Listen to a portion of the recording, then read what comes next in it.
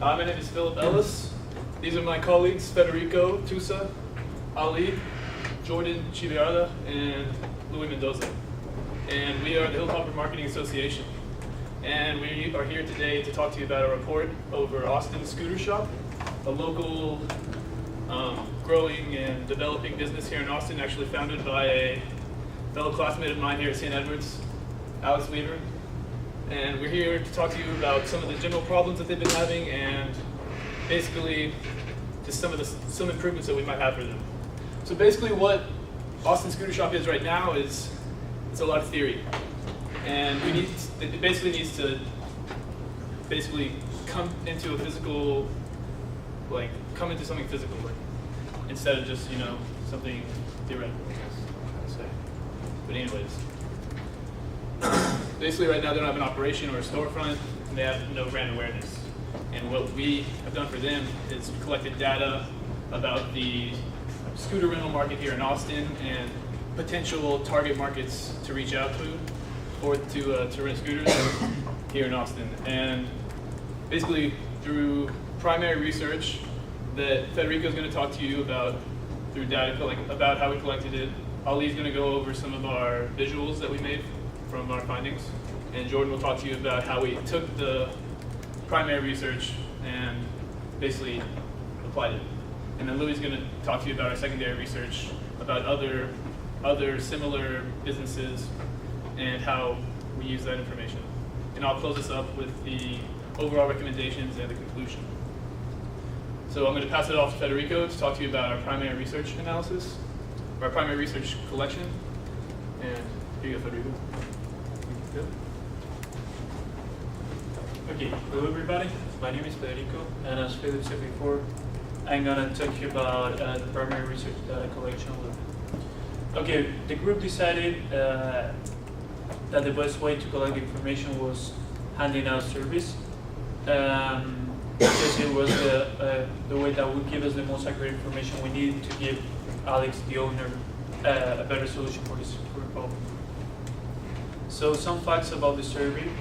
The way we managed to finally get the final version of the survey, we used rough drafts, and we brought two of these drafts to the owner so he could give us feedback on the information he thought was more useful to him and the potential customers. And after 2 rough drafts, we were able to finalize a 10-question total survey. A little bit about the survey.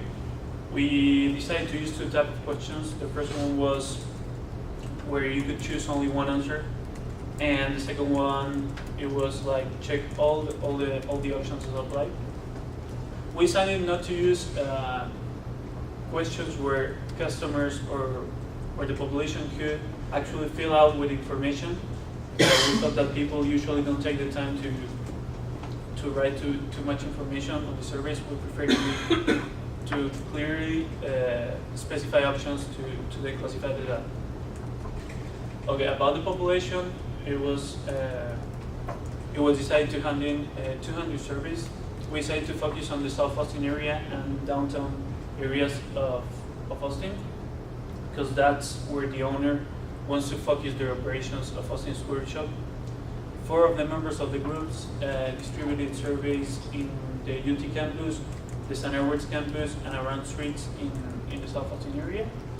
And although we focus on the age group of 16 to 22, because that's the way the business is heading towards to, or focusing their efforts, we also got information from teachers, parents, and also Austin residents. After collecting the surveys, we decided to classify the data in age groups, and then more specifically in affiliate groups, residents, students, and businesses. The surveys were delivered in person, handing personally, like I said, because we thought that if we relied on an online base of surveys, collection and retrieval of the surveys would be more difficult, and we have less response to the surveys. Having said that, now I'm going to pass it up to Ali, who's going to walk you through some visuals of the primary research data collection. Hello, Good afternoon, ladies and gentlemen. My name is Ali, and I'll be discussing with you the visuals of our project. As you can all see, I'll be discussing each and every graph. For the first graph, we have surveyed the ages from 16 to 22, 23 to 26, 27 to 35, and 36 to 45. And the most people who were surveyed were from the ages of 16 to 22, and the least were from 36 to 45.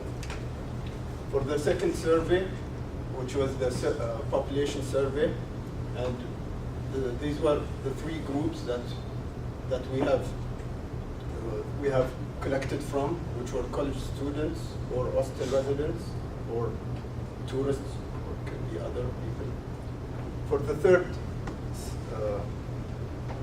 graph, where do people most likely to see an advertisement? And most people chose Facebook with 42%. They would see an advertisement at. And the most amount of people are willing to pay for scooter rental is $25. That's the most people want to pay to rent a scooter. I will now pass it on to my colleague, Jordan, and he will be discussing the primary research analysis. Thank you.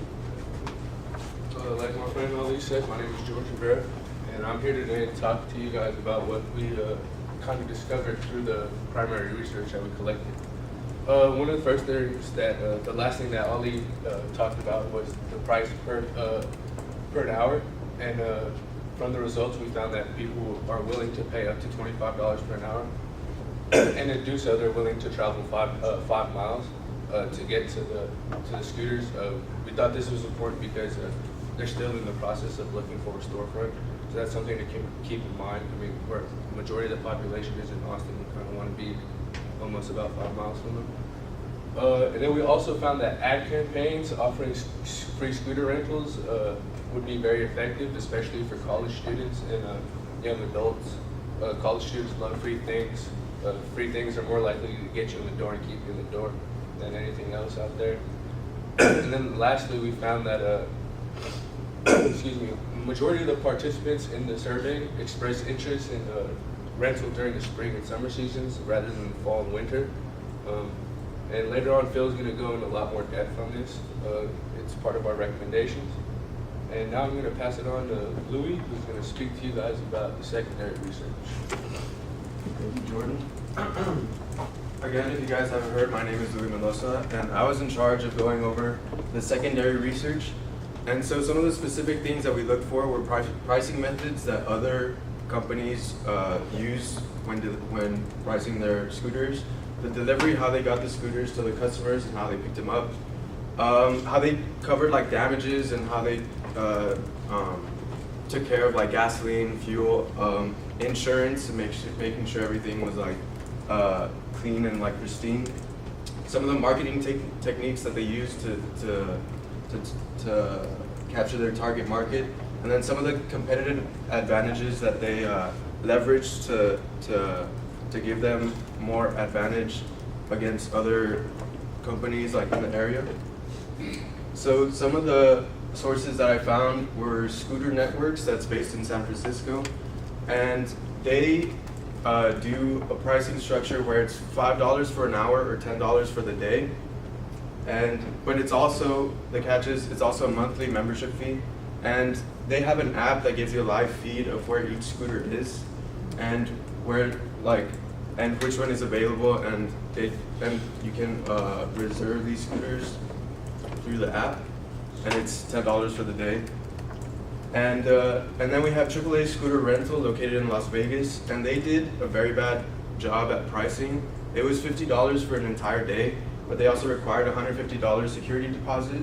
Then they would tack on these extra fees that they would charge if their customers didn't do specific things. If they didn't bring it back refueled, it'd be $30.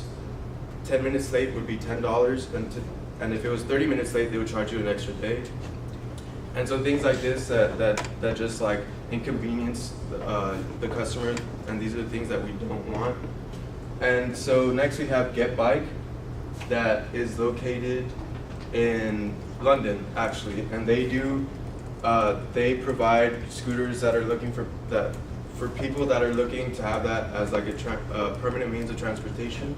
So they charge like 99 euros a month, but that gives them free maintenance, insurance, a helmet, other things like this to get them around London. So this can be their primary means of transportation.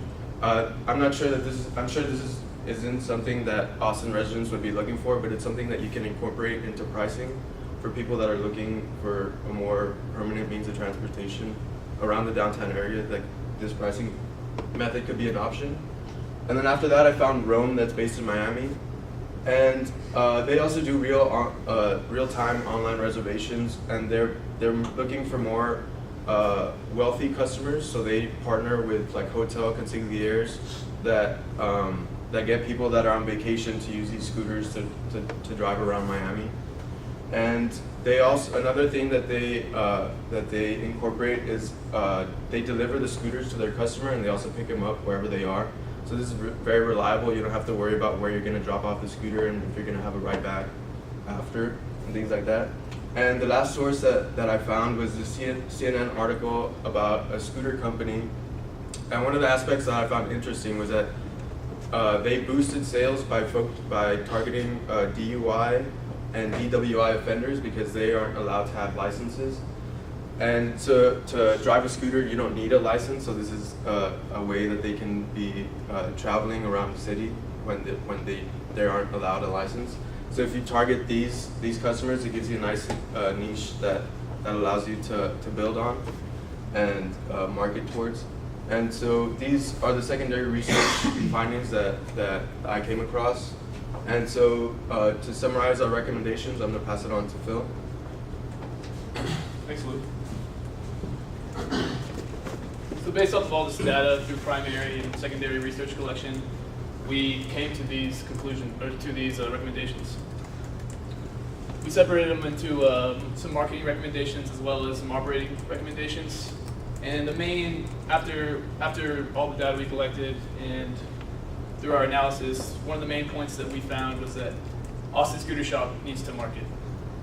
They have no one really knows who they are now. They're in their early stages, and they're even maybe within a year of opening. So I'd say now is the time to just get your name out there, tell people who you are and what you have to offer. And then once you open, people will have some sort of idea of who you are. And then you can do this easily now by targeting your young adult market through Facebook, Twitter, and any other social networking site. You can even go to universities and host promotional events. This might be, someone dressed up in a donkey costume passing out flyers or passing out coupons, or maybe a promotional booth, set up at a school where you just have students stop by, maybe write their email down if they want a free scooter trial, or even try to get them to share your Facebook page on their page and offer some sort of incentive to them. Maybe a discount, maybe a free coupon, just something that'll, generate your name, get it out there, so people just start to understand or start to know like a little idea of who you are. You can even have the free trial campaign where you basically offer students, free trial for, getting so many likes on a post or, so many shares. And then you can also reach out to the older target market here in Austin, which would be easy to do through some of the local Austin newspapers that, wouldn't necessarily cost very much to advertise in because they're not very known, but they've still got, a couple thousand people that are consistent readers, which, it doesn't really put your name completely out there, but these are the kind of people that are going to want to rent your product because these are people that are reading, they're involved in the community and they support these privately owned businesses in Austin. And then of course you can always just focus on the events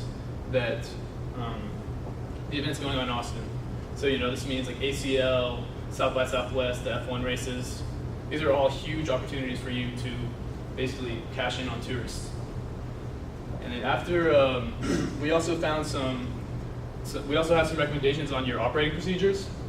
And basically, you just need to start some kind of operation as soon as you can. Because once you have an operation, you have customers. Once you have customers, you start to build a customer base. So whether this means you start a scooter rental operation out of your garage where maybe people contact you through email or through phone, and they say, hey, I want to rent this scooter on this day, and you tell them, okay, well, yeah, come pick it up here at this time.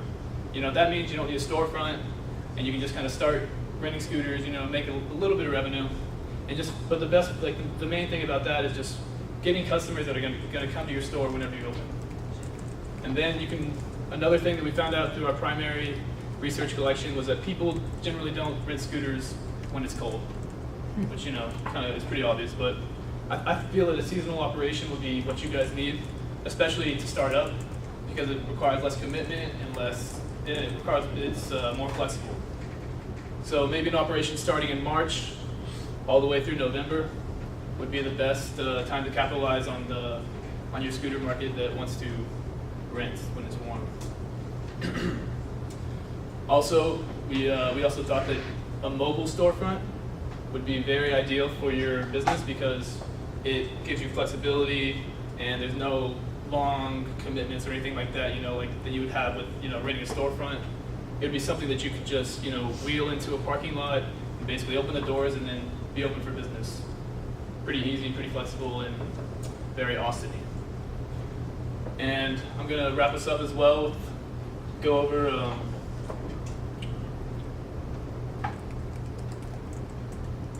I'm going to wrap us up here and just going over a primary data collection of surveys that we passed out here in Austin to college students, faculty, and Austin residents. Secondary research that we did by doing a little research on similar businesses in cities that are like Austin, and the findings that we came to that led us to our recommendations of basically getting your name out there as much as you can, because there's no such thing as bad marketing at this point. And to also just reach out to those specific target markets and use those social networking sites, use those campaigns, free trials, coupons, whatever you need to. Just get your name out there. And also your operations could be seasonal, and they could also basically be mobile. Just creates general convenience for yourself. And I just want to thank you for coming out, and thank you guys for listening to my spiel. Thanks, guys.